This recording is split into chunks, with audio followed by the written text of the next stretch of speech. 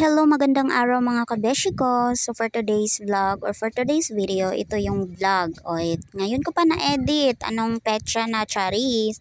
So ito yung naligo kami sa Spring Hill Resort and ayan na nga po, nanulod na mi. So pagsulod na mo dara, nangita dayon mi og cottage and napili na mong cottage kay kaning saap nga cottage and tungod lang pud ni siya sa swimming pool sa pangbata. So mao na ang swimming pool sa pangbata. So okay kaayo pag diri may magplaster nga cottage or nga area kay makita or malantaw lang namo ang mga bata sa baba. So kaning cottage na amo ang napili kay up cottage ni siya and may cottage po diri sa baba. At og mauna siya ang view sa Spring Hill Resort. Diri ra na siya sa Pulomolok and nindot kaayo ang swimming pool, blue kaayo, tinaw kaayo og mauna siya ang view. So naay guardhouse diri pero wala na siya guard kay ambot, wala siguro budget charis and mauna siya ang cottage sa pikas or sa tabok na side sa pool.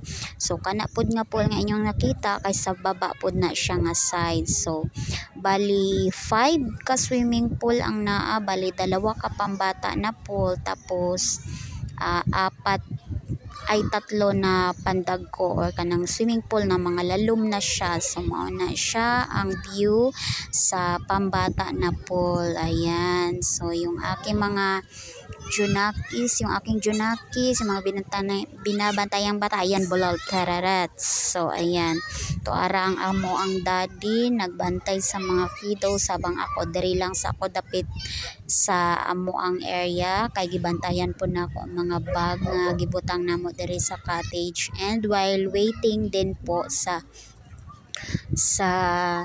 ako ang mga or sa ako ang ugangan o sa isa pa na kong sister-in-law nga muapas pa sila kay magdala sila og food. So mao ni ang time nga katong birthday ni Nika and to ara ang mga kiddos nangaligo na, nagsalbabida na si Jake.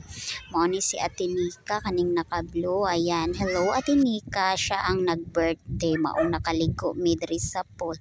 So mao na ni, ayan, naglangoy-langoy na kay lagi basta mga bata talawan tamak sa tubig abi nilag malumos sila per daily kay matugkad lang man nila ang tubig dara. So habang nagahulat ang isa didto kani among daddy gilangoy-langoy o gipa lutaw-lutaw ning amo ang Jake dere o pagkaabot dira sundoon na pud si Abigail og si Gail na pud ang iyahang palutaw-lutawon itulak-tulak habang siya galangoy. O diba lingaw kaayo ang mga bata habang pagkagabian na gipamaulan ang amo ang daddy. O diba nanakit daw na iyang kasukasuhan, mga buto-buto niya nanakit daw kay syempre sige man siya ingana sa mga bata. So habang happy ang mga bata, happy na lang pod siya pero ang tinuod gipa maulan gud ang kalawasan pagkagabi charis pero dala tinuod. So man na happy kaayo si Gail, gitawag na ako na siya dara nga time naapay bata nga naapil sa camera, shower out sa bata na yan ug mauna siya langoy-langoy ihatod na po na niya dito sa daplin o lipay gid kay ang mga bata ngano man ang basta na ay birthday bahalag walay handa basta mga ligo ganig swimming pool ang hisgutan ghost jud kaayo, dili gud pwede nga ingna na nimo og dili basta makaingon na ka nga mga ligo og swimming pool kay maora gid na ilahang kalipay. So naara mo diba naglutaw-lutaw niya giingnan ako si Ate Trixie dira nga time nga iyahang videohon sila ni Jake tapos sige perting lipaya sa duha ka bata, naghawak kamay pa ang mga kiddos na o kani nga time di ay nagadto di ay ko sa ako ang daddy kay nga mo ang daddy nagsugba siya og isda, siya ang naatasan or nautusan na mag-ihaw na isda, magsugba o diba.